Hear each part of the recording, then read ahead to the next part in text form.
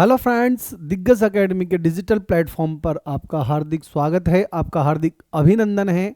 राजस्थान की ज्योग्राफी के MCQ series लेकर आए हैं आपके लिए, जो आपकी परीक्षा की दृष्टि से महत्वपूर्ण रहने वाले हैं। तो डिस्कस करते हैं, इम्पोर्टेंट क्वेश्चन है। राजस्थान का राज्य पक्षी क्या है? हम जो हैं, हमारा जो लेवल रहेगा वो बेसिक टू जो है अब तक रहेगा।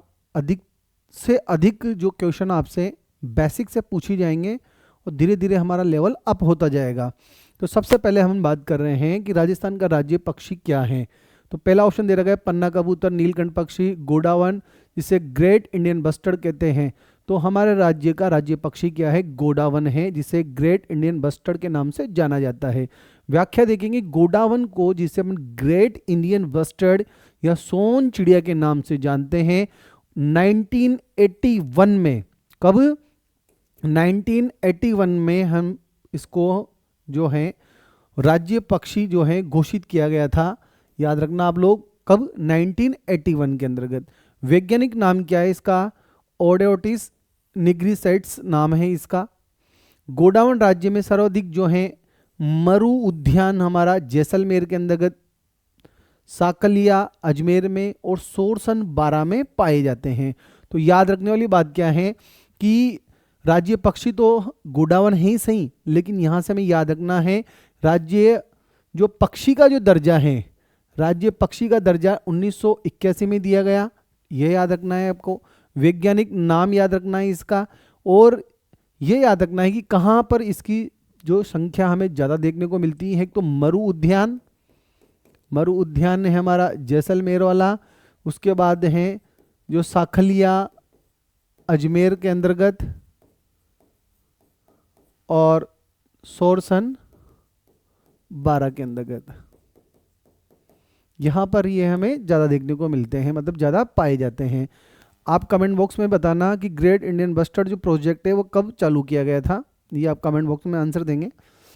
अगला क्वेश्चन है, ऊंट के अतिरिक्त निम्न में से किस पशु को राजस्थान के राज्य पशु का दर्जा दिया गया है? चिंकारा, लोमड़ी, काला हिरण और अजगर। तो ऊंट के अतिरिक्त, ऊंट जो हैं वो पालतू पशु श्रेणी के अंतर्गत हैं। इसके अतिरिक्त किसे राज्य पशु का दर्जा दिया गया है? तो याद है आपको, वन्य जीव की श्रेणी में किसे? चिंकारा को राज्य पशु का दर्जा दिया गया है। राज्य पशु जो हैं वो पशुधन की श्रेणी में ऊंट को जो है राज्य पशु का दर्जा दिया गया है। कब दिया गया है? 19 दिसंबर 2014 को दिया गया है। ऊंट वध अधिनियम जो है ऊंटों के वध को रोकने के लिए दिसंबर 2014 के अंतर्गत बनाए गए हैं। वैज्ञानिक नाम क्या है इसका? कैमलिन या कैमलस ड्रोमेडेरियस नाम है किसका? ऊंट का। ठीक है। उसके बाद जो है वन्य जीव श्रेणी में जो हमारा राज्य पशु है वो है चिंकारा, जिसका नाम है गजेला बनेटी। और राज्य पशु का दर्जा इसे कब दिया गया था?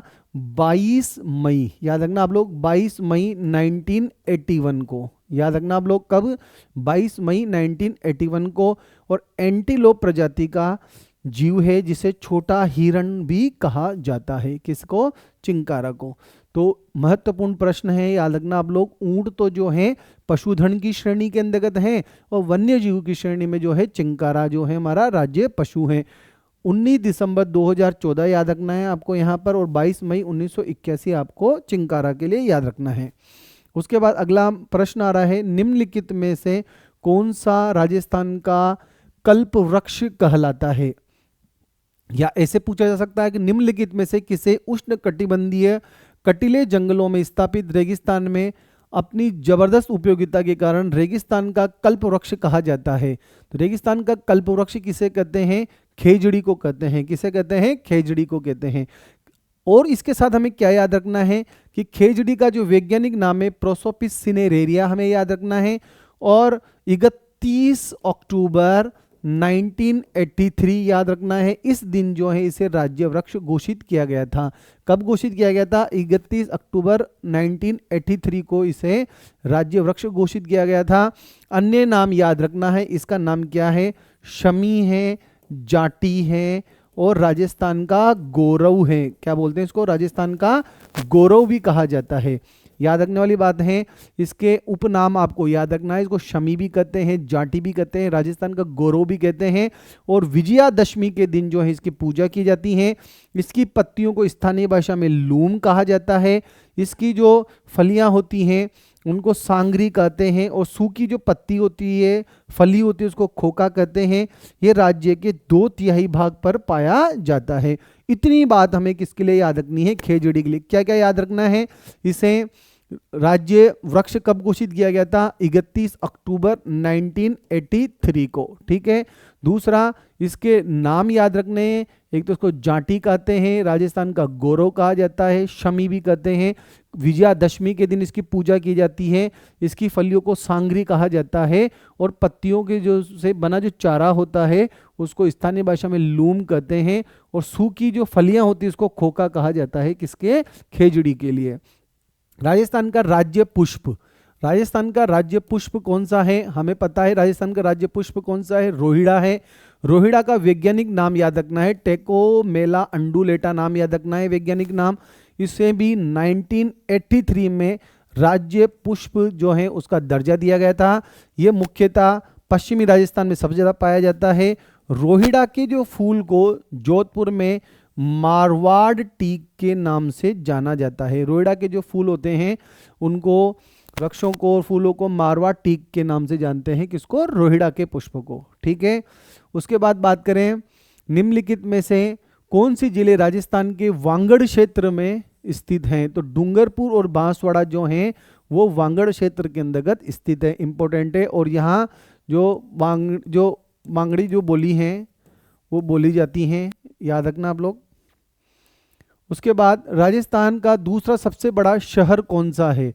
अगर बात करें क्षेत्रफल की दृष्टि से 5 सबसे बड़े जो जिले हैं उनमें सबसे ज़्यादा क्षेत्रफल है जैसलमेर का 38,401 वर्ग किलोमीटर, बीकानेर का है 30,239 वर्ग किलोमीटर, बाड़मेर का है 28,357, और जोधपुर का क्षेत्रफल है 22,850, और नागौर का कितना है? 17,118 वर्ग किलोमीटर है। तो आपसे पूछ रहा है कि राजस्थान का दूसरा सबसे बड़ा शहर कौन सा है? तो सबसे बड़ा तो क्षेत्रफल के आधार पर तो जैसलमेर है।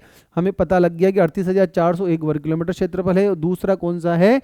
बीकानेर जो है, इसका क्षेत्रफल कितना दे रखा है? 30,239 वर्ग किलोमीटर है। ये याद रखना है हमें। उसके बाद बात करें क्षेत्रफल के अवरोही क्रम में राजस्थान के जिलों का सही अनुक्रम पहचानिए।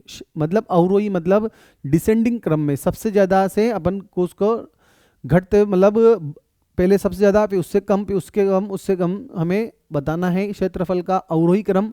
तो यहाँ पर हम देखेंगे कि नवीन जिलों के गठन से पूर्व की स्थिति की बात कर रहा हूँ मैं, कि कोटा का जो क्षेत्रफल है वो 5217 वर्ग किलोमीटर है। तो सबसे पहले हम बात करेंगे कोटा। फिर कोटा के बाद अगर अपन देखते हैं सिरोही का जो क्षेत्रफल है वो 5136 वर्ग किलोमीटर में है। फिर उसके बाद जो है भरतपुर का देखो तो भरतपुर का है 5066 वर्ग किलोमीटर है। उसके बाद बांसवाड़ा जो है वो 5037 वर्ग किलोमीटर क्षेत्रफल पर है। तो 6217 तो कोटा का हो गया, सिरोही का कितना हो गया? 5136 हो गया, भरतपुर का जो है 5066 वर्ग किलोमीटर है, और बांसवाड़ा का कितना है? 5037 वर्ग किलोमीटर के अंतर्गत है। तो हमारा पहला आंसर ये सही रहने वाला है कि सबसे ज़्यादा क्षेत्रफल इस ऑप्शन के अकॉर्डिंग कोटा का है। कोटा के बाद सिरोही का, सिरोही के बाद भरतपुर का, फिर बांसवाड़ा का। इस प्रकार क्रम आपसे परीक्षा में पूछा जा सकता है। उसके बाद हम अगले क्वेश्चन की बात करते हैं। निम्न वर्षों में संभागीय आयुक्त के पद को समाप्त और पुनः स्थापित कर दिया गया था। तो आपको पता होना चाहिए कि संभागीय जो व्यवस्था के बारे में बात करूं तो 24 अप्रैल 1962 को मोहनलाल सुखाड़िया जी के द्वारा संभागीय व्यवस्था को समाप्त कर दिया गया था, जिसे 26 जनवरी 1987 को हरिदेव जोशी जी के द्वारा वापस स्टार्ट किया गया था। तो यहाँ से इंपॉर्टेंट प्रश्न है कि संभागीय आयुक्त का पद कब समाप्त किया गया था? तो 24 अप्रैल 1962 को, 24 अप्रैल 1962 को समाप्त कर दिया गया था। उस समय मुख्यमंत्री कौन हुआ करते थे? हमारे मोहनलाल सुखाड़िया जी हुआ करते थे। और जिसे 26 जनवरी 1987 को मुख्यमंत्री हरिदेव जोशी जी के द्वारा पुनः स्थापित किया गया था। तो याद रखना कौन सा, 1962 में तो क्या है समाप्त कर दिया गया था। तारीख पूरी याद रखनी है, 24 अप्रैल 1962 में मुख्यमंत्री समय कौन थे, मोहनलाल सुखड़िया थी, मोहनलाल सुखड़िया जी थे। और अपन बात करें 26 जनवरी 1987 में पुनः जो है पुनः स्थापित किया गया था। उस समय मुख्यमंत्री कौन थे, हरिदेव जोशी जी थे। इंपॉर्टेंट प्रश्न है, परीक्षा की दृष्टि से याद रखना आप लोग। आगे बात करें हम, निम्नलिखित में से कौन सा कथन सही नहीं है, कौन सा कथन सही नहीं है। राजस्थान की स्थिति से संबंधित बात कर रहे हैं कि कौन सा कथन सही नहीं है। राजस्थान के उत्तर पूर्व में हरियाणा व पंजाब स्थित है, ये सही है। राजस्थान जो है इटली, नॉर्वे, इंग्लैंड जैसे देशों से अधिक क्षेत्र विस्तार रखता है, ये भी सही है। उसके बाद अपन बात करें कि राजस्थान जो है उसका देशांतरी विस्तार जो है 69 डिग्री 30 मिनट से 78 डिग्री 17 मिनट पूर्वी देशांतर। यहां पर पश्चिमी देशांतर दे रखा है, तो ये ऑप्शन गलत हो जाएगा। कर्क रेखा राजस्थान को 2 जिलों से होकर गुजरती है, यह भी सही है। राजस्थान का 69 डिग्री 30 मिनट से 78 डिग्री 17 मिनट पूर्वी देशांतर यहाँ विस्तार है हमारा, तो ये आंसर यहाँ का गलत हो जाएगा। तो ये गलत ही पूछ रहा है कि कौन सा सही नहीं है, कि उत्तर पूर्व में हरियाणा और पंजाब ठीक है। राजस्थान जो है इटली है, नॉर्वे है, इंग्लैंड जैसे देशों से अधिक क्षेत्र रखता है, ये भी सही है। इसका देशांतरी विस्तार जो है वो गलत दे रखा है। कर्क रेखा जो है राजस्थान के 2 जिलों से होकर गुजरती है, डूंगरपुर और बांसवाड़ा से। निम्न विश्व में राजस्थान किस गोलार्ध में स्थित है। तो विश्व में अगर बात करूं तो राजस्थान जो है अगर अक्षांश दृष्टि से देखा जाए तो अक्षांश दृष्टि से राजस्थान उत्तरी गोलार्ध में स्थित है। देशांतरी दृष्टि से देखा जाए तो राजस्थान पूर्वी गोलार्ध में स्थित है। और विश्व के मानचित्र में देखा जाए तो उत्तर पूर्वी गोलार्ध में हमारा राजस्थान स्थित है। तो आंसर क्या जाएगा, उत्तर पूर्वी गोलार्ध। भारत में अगर देखा जाए तो उत्तर पश्चिम स्थिति के अंतर्गत राजस्थान की स्थिति रहती है। इतनी बातें हमें याद रखनी है। अक्षांश की दृष्टि से उत्तरी गोलार्ध में, देशांतर की दृष्टि से पूर्वी गोलार्ध में, विश्व के मानचित्र की दृष्टि से उत्तर पूर्वी गोलार्ध में, और भारत की स्थिति से देखा जाए तो हमें पता है कि उत्तर पश्चिम में हम स्थित हैं राजस्थान। ठीक है, तो विश्व में राजस्थान किस गोलार्ध में स्थित है। तो अक्षांश की बात करूंगा तो उत्तरी गोलार्ध में, देशांतर की बात करूंगा पूर्वी गोलार्ध में, और विश्व के मानचित्र में बात करेंगे तो उत्तर पूर्वी गोलार्ध में, और भारत के संदर्भ में बात करेंगे तो उत्तर पश्चिम में स्थित हैं। निम्नलिखित में से कौन सा युग्म राजस्थान के अक्षांश से देशांतरी विस्तार को सही रूप से दर्शाता है, सही रूप से दर्शाता है। तो सबसे पहले देखिए आप लोग, हमारा अक्षांशी विस्तार जो है 23 डिग्री 3 मिनट से 30 डिग्री 12 मिनट उत्तरी अक्षांश से लेकर जो है 70 डिग्री, ये तो अक्षांशी विस्तार हो गया। और ये देशांतरीय विस्तार, ये गलत हो गया हमारा। 23 डिग्री 30 मिनट से 30 डिग्री 12 मिनट उत्तरी अक्षांश सही है। 69 डिग्री 30 मिनट से 78 डिग्री 17 मिनट पूर्वी देशांतर हमारा बिल्कुल सही है, ये हमारा आंसर सही है, ये वाला। तो आपसे पूछा जाए अक्षांशीय देशांतरीय विस्तार का सही रूप बताना है, तो हमें पता है कि हमारा जो अक्षांशीय विस्तार है वो 23 डिग्री 30 मिनट से लेकर जो है 23 डिग्री 30 मिनट से लेकर 30 डिग्री 12 मिनट जो है वो उत्तरी अक्षांश, ये हमारा अक्षांशीय विस्तार है। और देशांतरीय विस्तार की बात करूं तो हमारा जो देशांतरीय विस्तार है 69 डिग्री 30 मिनट से लेकर 78 डिग्री 17 मिनट जो है पूर्वी देशांतर हमारा क्या है, हमारा देशांतरीय विस्तार है। तो ये दोनों चीज हमें याद रखनी है, तो ये ऑप्शन हमारा सही रहने वाला है। राजस्थान का भौगोलिक विस्तार 23 डिग्री 3 मिनट उत्तरी अक्षांश से लेकर 30 डिग्री 12 मिनट उत्तरी अक्षांश तक है। तो हम बात करें कि 23 डिग्री से 23 डिग्री 30 मिनट से लेकर उत्तर, अब बात करें 30 डिग्री 12 मिनट उत्तरी अक्षांश, ये हमारा अक्षांशीय विस्तार है उत्तरी अक्षांश। ठीक है, और 69 डिग्री 30 मिनट से 78 डिग्री 17 मिनट जो हैं वो पूर्वी देशांतर जो है हमारा देशांतरीय विस्तार है। ठीक है, आगे हमें याद रखना है कि राजस्थान का अक्षांशीय विस्तार जो है देखो 30 डिग्री जो 30 हमारा जो 23 डिग्री जो है उससे 30 डिग्री 12 मिनट और 23 डिग्री 30 मिनट, इन दोनों का अक्षांश का जो अंतर है वो कितना है, 60 डिग्री 9 मिनट का अंतर आता है। जैसे अपन बात करें 23 डिग्री 30 मिनट उत्तरी अक्षांश से, 30 डिग्री 12 मिनट उत्तरी अक्षांश है, तो अक्षांश का जो अंतर है वो 7 डिग्री 9 मिनट का अंतर है, ये हमें याद रखना है। ठीक है, देशांतरी विस्तार हमें पता है 69 डिग्री 30 मिनट से लेकर 78 डिग्री 17 मिनट, तो आपसे इनका अंतर भी पूछ सकते हैं, तो 8 डिग्री 47 मिनट। तो 78 डिग्री 17 में से 69 डिग्री 30 मिनट को माइनस कर देंगे तो 8 डिग्री 47 मिनट जो है हमारा देशांतरीय अंतर हमें पता लग जाएगा। इस प्रकार के आपसे आजकल जो है एनालिटिकल क्वेश्चन पूछे जा रहे हैं, तो उसी अप्रोच को यहाँ पर शामिल किया है। आपसे अक्षांश से विस्तार पूछे तो आप अक्षांशों को अंतर कर देंगे, 30 डिग्री 12 मिनट से में से 23 डिग्री 30 मिनट को माइनस कर दोगे तो 60 डिग्री 9 मिनट का अक्षांश से अंतर आ जाएगा, और 69 डिग्री 30 मिनट को 78 डिग्री 17 मिनट में से घटा दोगे आप तो 8 डिग्री 47 मिनट जो आपका आ जाएगा देशांतर विस्तार आ जाएगा। राजस्थान को 74 डिग्री पूर्वी देशांतर और 27 डिग्री उत्तरी अक्षांश रेखा जो है राजस्थान को 2 बराबर भागों में विभाजित करती है। थोड़ा और डीपली जाते हैं हम, आज से पूछा जाए कि राजस्थान को कौन सी अक्षांश रेखा जो है वो बराबर भागों में बांटेगी, तो 27 डिग्री जो अक्षांश रेखा होती है वो राजस्थान को बराबर भागों में बांटेगी। देशांतर की बात करूंगा तो 74 डिग्री पूर्वी देशांतर रेखा। हो सकता है आगे इस प्रकार के प्रश्न आपको परीक्षा में देखने को मिले कि राजस्थान को कौन सी देशांतर रेखा और अक्षांश रेखा 2 भागों बराबर भागों में बांटेगी, तो 27 डिग्री जो है अक्षांश रेखा उत्तरी अक्षांश रेखा और 74 डिग्री पूर्वी देशांतर रेखा राजस्थान को 2 बराबर भागों में विभाजित करती है। 74 डिग्री पूर्वी देशांतर रेखा निम्न जिलों से गुजरती है। कहाँ से, गंगानगर से, नागौर से, राजसमंद, उदयपुर, झुंझुनू, हनुमानगढ़, बीकानेर, चूरू, ब्यावर, सोलंबर और बांसवाड़ा से होकर गुजरती हैं। 27 डिग्री जो है उत्तरी अक्षांश रेखा जो है जैसलमेर से, जयपुर से, दौसा से, फलोदी, नागौर, डीडवाना, कुचामन, जयपुर ग्रामीण और भरतपुर से होकर गुजरती हैं। 70 डिग्री पूर्वी देशांतर जो है पर स्थित जिला कौन सा है, जैसलमेर। ये भी याद रखना है आपको, 70 डिग्री पूर्वी देशांतर पर स्थित जिला कौन सा है, जैसलमेर है।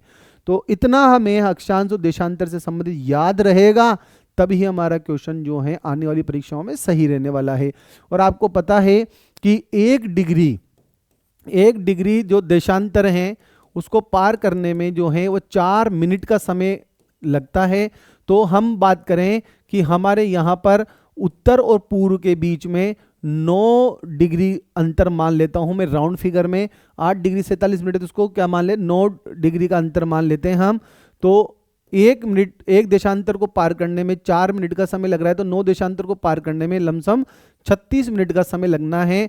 तो हमारा पूर्वी राजस्थान और पश्चिमी राजस्थान का जो समय है उसमें भी क्या है, आधे घंटे का अंतर हमें देखने को मिलता है।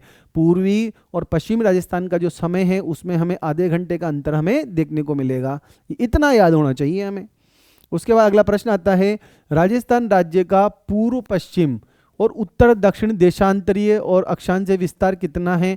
अभी जस्ट हमने पढ़ा था कि पूर्व पश्चिम में तो 8 डिग्री 47 मिनट का अंतर हमने निकाला और उत्तर और दक्षिण में 60 डिग्री 9 मिनट का अंतर हमें निकाला। इस प्रकार की अप्रोच भी आपसे परीक्षा में पूछी जा सकती है कि अक्षांश का अंतर तो 60 डिग्री 9 मिनट है और देशांतर का अंतर 8 डिग्री 47 मिनट, कैसे निकाला अभी हमने जस्ट पढ़ाई है। ये कर्क रेखा राजस्थान के किस भाग से होकर गुजरती है। आपको पता है कि कर्क रेखा जो है 23/1/2 जो हमारी जो रेखा है उत्तरी अक्षांश रेखा, उसे ही हम क्या कहते हैं, कर्क रेखा कहते हैं। 23.5 डिग्री जो उत्तरी अक्षांश रेखा होती है उसी का नाम क्या है, कर्क रेखा है।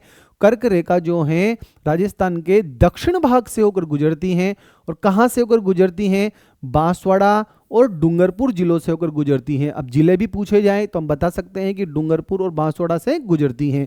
यह डूंगरपुर जिले की दक्षिण सीमा में चिखली गांव के पास, ध्यान रखना और डीप जाते हैं, यह डूंगरपुर जिले की दक्षिण सीमा में चिखली गांव के पास और बांसवाड़ा जिले के मध्य में कुशलगढ़ तहसील से गुजरती हैं। अब थोड़ा और डीपली पूछ लिया भाई, बांसवाड़ा और डूंगरपुर से तो गुजरती ही हैं, लेकिन अगर थोड़ा और पूछ लीजिए कि डूंगरपुर के डूंगरपुर के चिखली गांव के पास से, और बांसवाड़ा में कुशलगढ़ तहसील से होकर गुजरती हैं।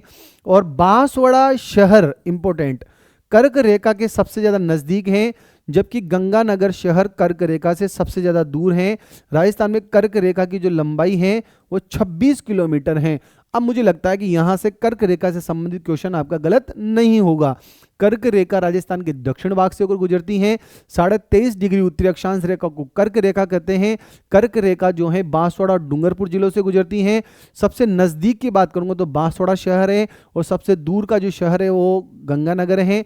राजस्थान में लंबाई जो है वो 26 किलोमीटर देखने को मिलती है। और डूंगरपुर जिले के अगर चिखली गांव के पास से गुजरती है, और बांसवाड़ा में कुशलगढ़ तहसील से होकर ही गुजरती है कर्क रेखा। इतना हमें याद रखना है।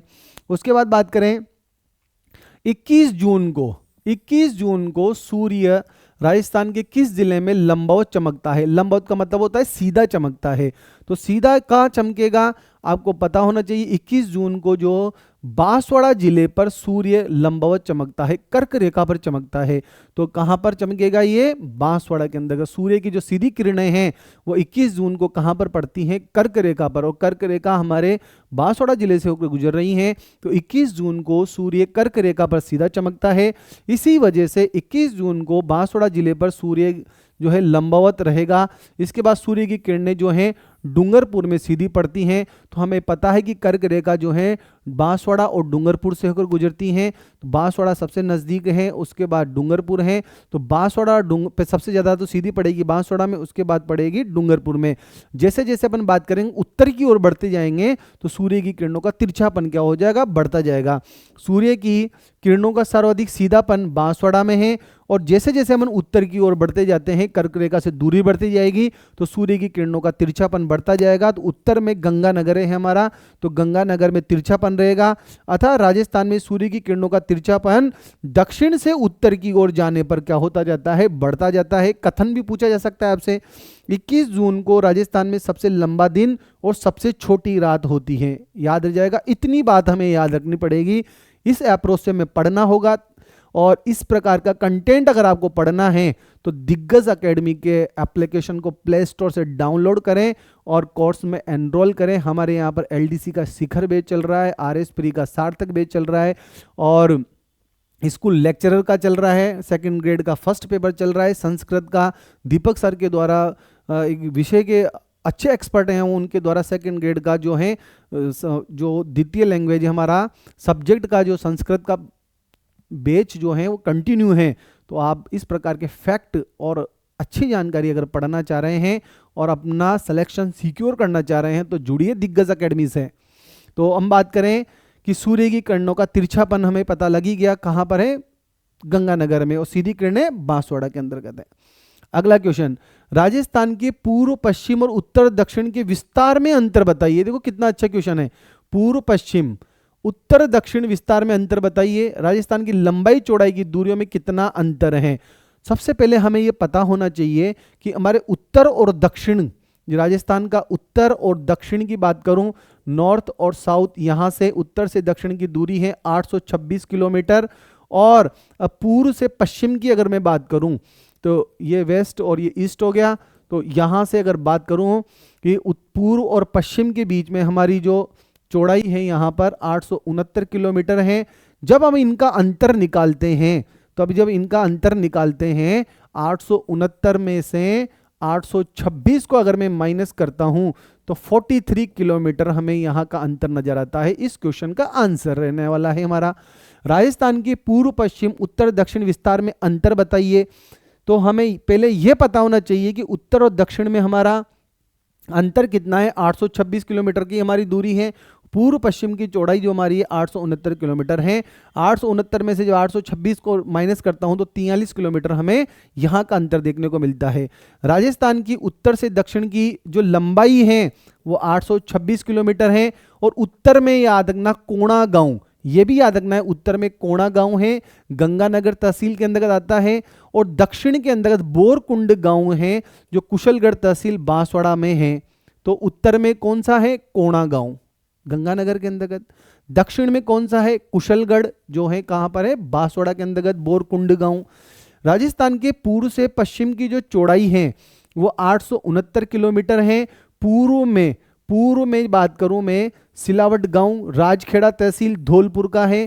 पूर्व के अंतर्गत जो है वह सिलावट गांव जो है कहाँ पर है, राजखेड़ा तहसील के अंतर्गत है, धौलपुर के अंतर्गत स्थित है। ये बिल्कुल याद रखना है।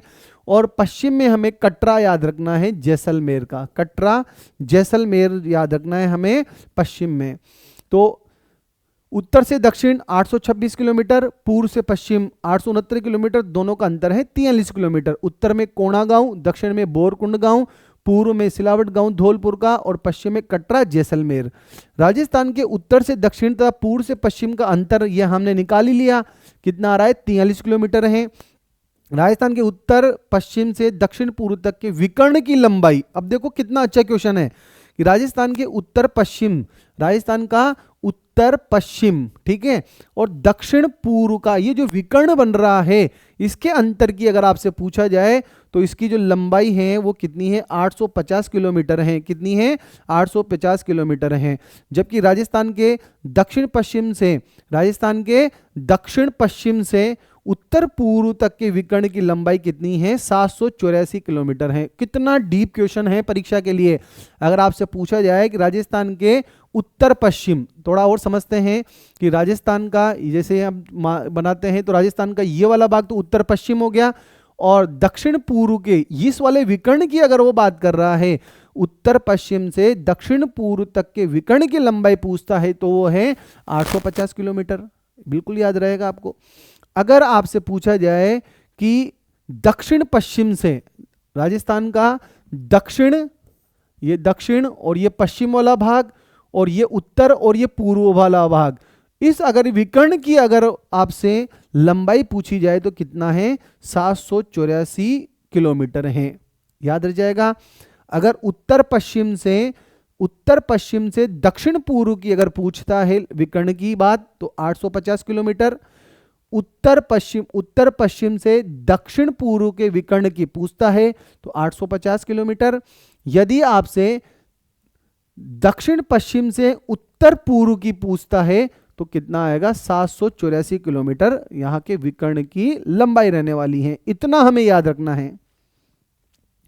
राज्य के कौन से जिले अंतरराष्ट्रीय सीमा पर दक्षिण से उत्तर की ओर हैं। अब देखो अंतरराष्ट्रीय सीमा पर हमें पता है कि कौन कौन से हैं, गंगानगर है, बीकानेर है, फलोदी है, जैसलमेर है, बाड़मेर है, ये हमें पता है। लेकिन वो पूछ रहा है क्रम कहाँ से, दक्षिण से उत्तर की ओर। तो मैप की जानकारी आपको होना चाहिए। अगर बात करें राजस्थान के अंतरराष्ट्रीय सीमा पर स्थित जिलों की तो उत्तर से दक्षिण का क्रम अगर आपसे पूछे, उत्तर से दक्षिण का सबसे पहले गंगानगर आएगा, गंगानगर के बाद बीकानेर के बाद फलोदी के बाद जैसलमेर के बाद बाड़मेर। इस प्रकार का क्रम रहने वाला है उत्तर से दक्षिण के लिए। तो उत्तर से दक्षिण का क्रम समझ में आ गया आपको। उत्तर में गंगानगर के बाद बीकानेर के बाद फलोदी के बाद जैसलमेर के बाद बाड़मेर। लेकिन ये पूछ रहा है आपसे दक्षिण का, तो हमें आ जाएगा बाड़मेर के बाद जैसलमेर फलोदी के बाद बीकानेर, फिर उसके बाद आ जाएगा गंगानगर। इस प्रकार हमें कहां से, दक्षिण से उत्तर की तरफ पूछ रहा है तो सबसे पहले आएगा बाड़मेर के बाद आएगा जैसलमेर के बाद बीकानेर, फिर गंगानगर। ये वाला आंसर इसका रहने वाला है। और अभी फलोदी आ गया तो बाड़मेर, जैसलमेर के बाद फलोदी, फिर बीकानेर और गंगानगर। अगर उत्तर से दक्षिण का पूछा है तो ऊपर सबसे पहले गंगानगर है, गंगानगर के बाद बीकानेर के बाद फलोदी के बाद जैसलमेर, फिर उसके बाद आ जाएगा बाड़मेर। इस प्रकार हमें इनका अंतरराष्ट्रीय सीमा का क्रम याद रखना है। अगला क्वेश्चन देखें, भारत पाकिस्तान के बीच की सीमा रेखा को क्या कहते हैं। भारत और पाकिस्तान के बीच की जो सीमा है उसको रेड क्लिफ रेखा कहा जाता है। कौन सी रेखा कहते हैं, रेड क्लिफ रेखा कहते हैं। इसका निर्धारण जो है 17 अगस्त 1947 को जब किया गया था, याद रखना आप लोग। रेखा का जो निर्धारण है वो जो सर रेडक्लिफ के द्वारा 17 अगस्त 1947 को निर्धारण किया गया है। रेडक्लिफ रेखा की कुल लंबाई जो है वो 1070 किलोमीटर है, जो राज्य की कुल सीमा का 18.07% रखती हैं। रेड क्लिफ रेखा की कुल लंबाई कितनी है? 1070 किलोमीटर है, जो राज्य के क्षेत्रफल का 18.07% है। रेड क्लिफ रेखा 32.19% भाग राजस्थान को स्पर्श करती हैं। रेड क्लिफ की कुल लंबाई 3310 किलोमीटर है, जो भारत के 3 राज्य गुजरात, राजस्थान और पंजाब से होकर गुजरती हैं, और 2 यूटी हैं, जम्मू कश्मीर और लद्दाख से होकर गुजरती हैं। इतना हमें याद रखना है, इतना हमें बिल्कुल याद रखना है।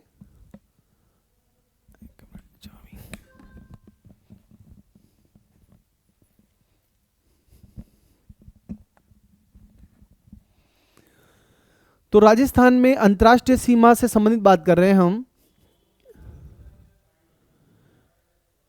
भारत पाकिस्तान के बीच में सीमा रेखा 17 अगस्त 1947 को इसका निर्धारण किया गया था। रेड क्लिफ नाम है।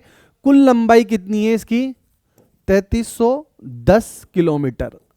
ठीक है, इसमें 3310 किलोमीटर में राजस्थान से 1070 किलोमीटर राजस्थान से गुजरती हैं।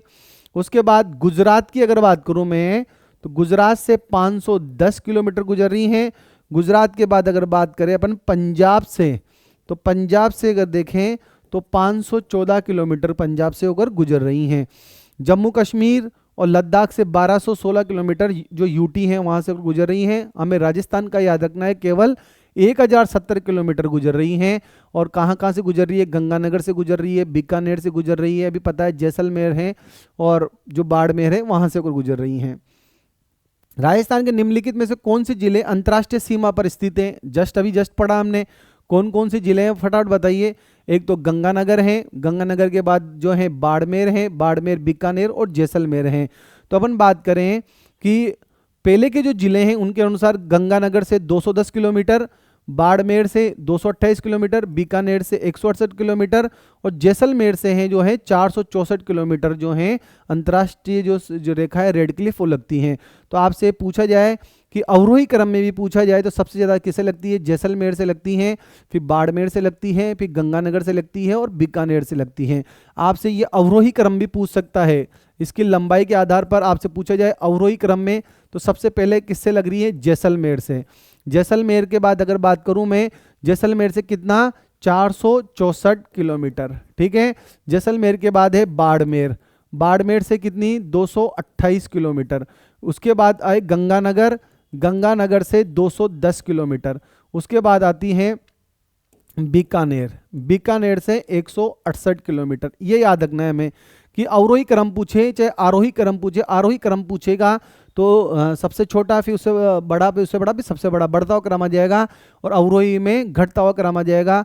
सबसे ज़्यादा जैसलमेर में 464 किलोमीटर, बाड़मेर में 228 किलोमीटर, गंगानगर में जो है गंगानगर से 210 किलोमीटर, कितना है? 210 किलोमीटर, और बीकानेर से 168 किलोमीटर जो है इसकी लंबाई लगती है अंतर्राष्ट्रीय सीमा रेखा की। और जिलों के पूर्ण बनने के बाद गंगानगर, हनुमानगढ़, बीकानेर, फलोदी और जैसलमेर नवगठित जिलों के अकॉर्डिंग बात करें तो गंगानगर, हनुमानगढ़, बीकानेर, फलोदी और जैसलमेर आंसर रहने वाला है। केवल अंतर्राष्ट्रीय सीमा पर बनाने वाले जिले, केवल अंतर्राष्ट्रीय सीमा बनाने वाले कौन से? बीकानेर, जैसलमेर और फलोदी हैं। ये अंतर्राज्यीय सीमा नहीं बनाते हैं, केवल अंतर्राष्ट्रीय सीमा बनाने वाले 3 जिले हैं, बीकानेर, जैसलमेर, फलोदी हैं। अंतर्राष्ट्रीय सीमा के साथ अंतर्राज्यीय सीमा बनाने वाले 2 जिले कौन से हैं? गंगानगर और बाड़मेर। ये अंतर्राज्यीय सीमा भी बनाते हैं और अंतर्राष्ट्रीय सीमा भी बनाते हैं। आपसे पूछा जाए कि केवल अंतर्राष्ट्रीय सीमा बनाने वाले जिले कौन से हैं, तो बीकानेर, जैसलमेर और फलोदी, जो 5 जिले हैं उसमें बीकानेर, जैसलमेर और फलोदी जो हैं केवल अंतर्राष्ट्रीय सीमा बनाने वाले हैं। और अंतर्राष्ट्रीय सीमा के साथ अंतर्राज्यीय सीमा भी बनाने हैं तो वो है गंगानगर और बाड़मेर। गंगानगर और बाड़मेर याद रखना, अंतर्राज्यीय और अंतर्राष्ट्रीय दोनों सीमा बनाते हैं। अंतर्राष्ट्रीय सीमा के सबसे ज़्यादा निकट शहर कौन सा है? गंगानगर है। अंतर्राष्ट्रीय सीमा पर स्थित जिलों में अंतर्राष्ट्रीय सीमा से सबसे दूर जो है वो कौन है? बीकानेर के। अंतर्राष्ट्रीय सीमा पर स्थित जिलों में अंतर्राष्ट्रीय सीमा से सर्वाधिक दूर, मतलब सीमा पर, जैसे अपन बात करें ऊपर की तरफ से गंगानगर से स्टार्ट हो रहे हैं, नीचे जो सबसे दूर शहर रहेगा वो बीकानेर रहेगा। इतनी बात हमें किसके लिए याद रखनी है? किसके लिए?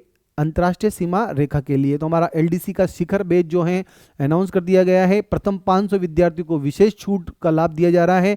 जल्दी से जल्दी जो है आप इस बैच में जुड़ें और इस प्रकार की फैक्ट जो अच्छी जानकारी है वो प्राप्त करें और आपका सिलेक्शन सुनिश्चित करें। निम्न में से कौन सा जिला मुख्यालय राजस्थान की अंतर्राष्ट्रीय सीमा रेखा से भौगोलिक रूप से सबसे दूर है?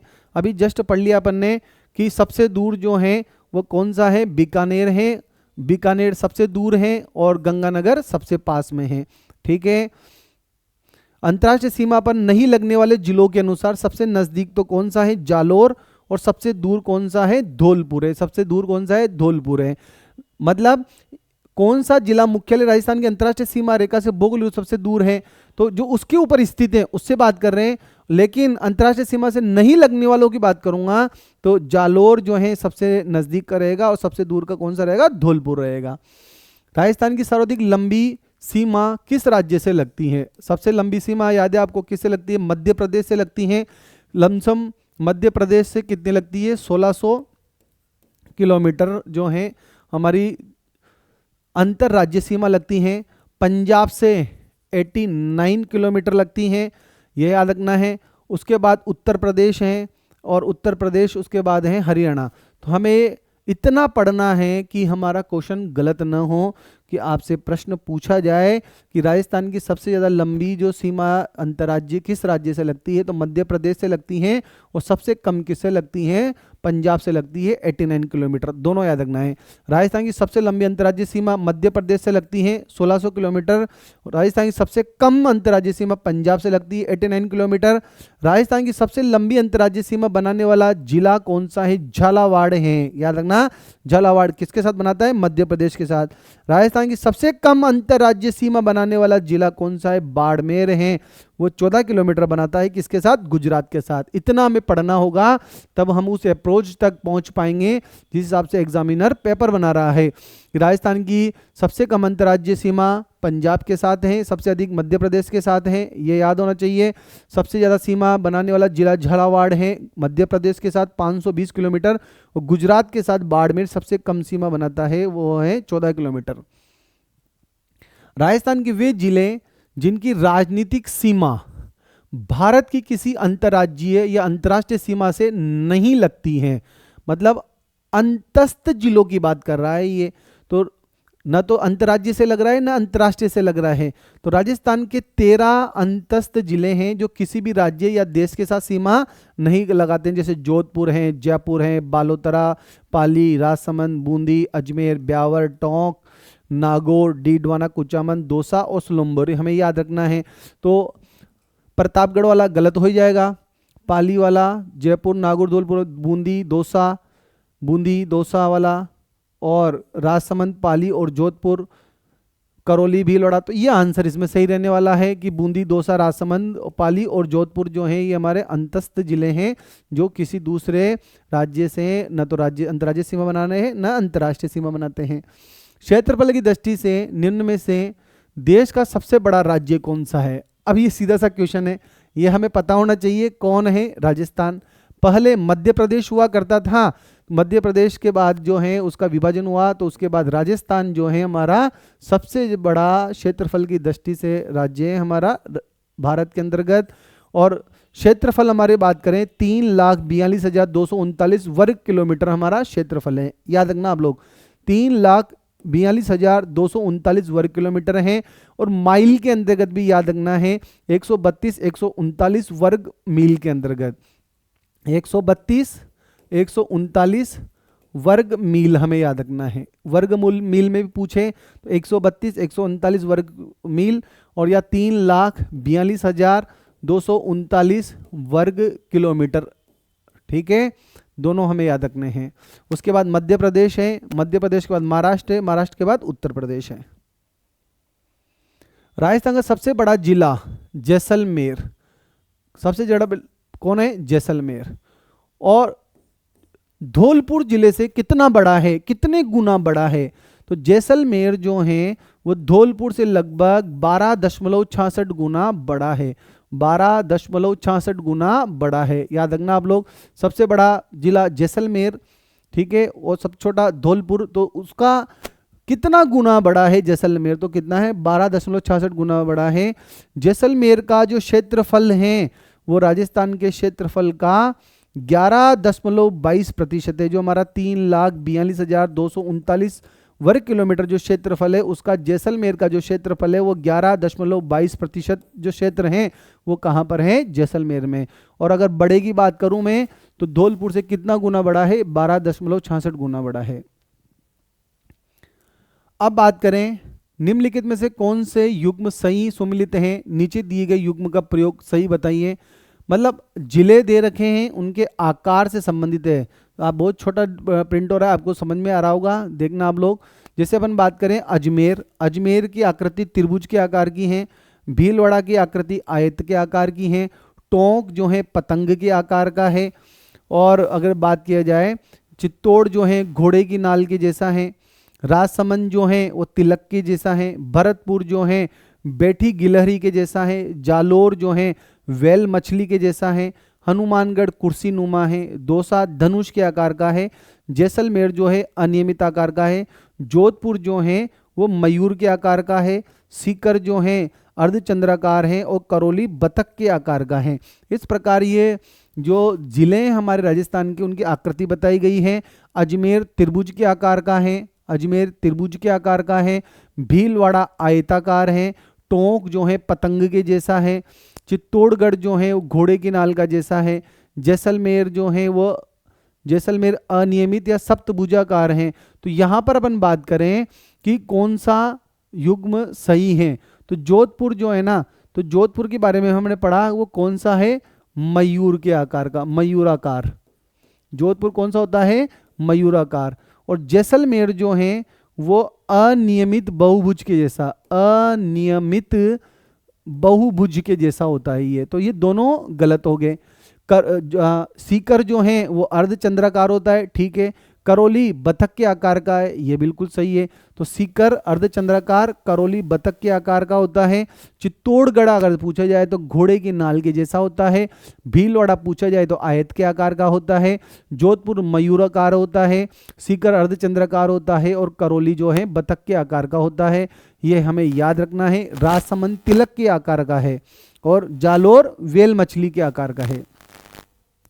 राजस्थान राज्य के कुल क्षेत्रफल तथा कुल जनसंख्या का लगभग समान प्रतिशत कौन सा जिला रखता है। मतलब राजस्थान राज्य के कुल क्षेत्रफल, मतलब कुल क्षेत्रफल और कुल जनसंख्या का लगभग समान प्रतिशत दोनों का वो कौन सा रखता है, वो कौन सा जिला है, सिरोही है। याद रखना आप लोग, अच्छा क्वेश्चन है। मतलब क्षेत्रफल का भी प्रतिशत उतना ही है और जनसंख्या का प्रतिशत भी उतना ही है। अगर सिरोही जिले का क्षेत्रफल राजस्थान के क्षेत्रफल से तुलना की जाए तो कितना प्रतिशत है, 1.50%। क्षेत्रफल तो है राजस्थान के क्षेत्रफल का 1.50%, ठीक है। और जनसंख्या की अगर बात करें तो 1.51%, 5.1%। तो दोनों लमसम क्या हैं, बराबर ही हैं। दोनों प्रतिशत हमें समान देखने को मिलते हैं। कहां पर, सिरोही के अंतर्गत। क्षेत्रफल 1.50% और जनसंख्या 1.51%। राजस्थान के भौगोलिक प्रदेशों के संबंध में निम्नलिखित में कथनों का परीक्षण तथा नीचे दिए गए कूट का प्रयोग कर सही चुनिए। अब आपसे पूछ रहा है ये कि राज्य के हमारे यहाँ पर भौतिक जो भाग है उसमें हमें पता है रेगिस्तान है, पश्चिमी रेगिस्तान, अरावली प्रदेश है, पूर्वी मैदान है और हाड़ौती के पठार है। 4 हमारे फिजिकल डिवीजन हैं जिसमें हमें पता है कि 61.11% जो भाग है हमारा उस पर मरुस्थल पाया जाता है, यह भी पता है। 9% जो भूभाग पर अरावली है, 23% भूभाग पर पूर्वी मैदान है और 6.89% भूभाग पर हाड़ौती का पठार हमें देखने को मिलता है। तो ये पूछ रहा है कूट का प्रयोग सही उत्तर है। तो हमें पता है कि 61.11% भूभाग पर जो है मैदान हमें जो है पश्चिमी रेगिस्तान का जो मैदान है हमें देखने को मिलता है। अरावली का बात कर रहा है ये 9.60% पर, तो अरावली कितने पर है, 9% पर है। उसके बाद पूर्वी मैदान की अगर बात कर रहा है तो 23% भाग पर हमारे पूर्वी मैदान है। और दक्षिण पूर्वी पठार की बात कर रहा है तो 6.89% जो है हमारे यहाँ पर क्या है, हाड़ौती का पठार हमें देखने को मिलता है। इतना याद रखना पड़ेगा, 61.11% रेगिस्तान है, 9% भूभाग पर अरावली है, 9% पर अरावली है, 23% पर हमें देखने को मिलता है क्या, पूर्वी मैदान, और 6.89% पर मिलता है हड़ौती का पठार। इसरो के भारत मरुस्थलीकरण एटलस 2016 के अनुसार 2011 से 2013 के बीच राजस्थान का कितना प्रतिशत भूभाग जो था मरुस्थलीकरण के अंतर्गत है? तो ये आप कमेंट बॉक्स में मुझे आंसर देंगे इसका। इसके आगे के क्वेश्चन हम जो है अगली क्लास के अंदर डिस्कस करेंगे। इस प्रकार की अच्छे क्वेश्चन एमसीक्यू सीरीज के लिए आप जो है दिग्गज एकेडमी का एप्लीकेशन डाउनलोड करें और अपनी जो जानकारी है उसके ज़्यादा से ज़्यादा अपडेट करें। और इस प्रकार की नॉलेज बढ़ाने के लिए आप जो हैं दिग्गज एकेडमी से जुड़ें। मिलते हैं अगली इसी सीरीज में। ऐसे हैं बहुत सारे क्वेश्चन है हमारे पास डिस्कस करने के लिए, समय समय पर आपके बीच में आएंगे और आपको एमसीक्यू कराएंगे। धन्यवाद।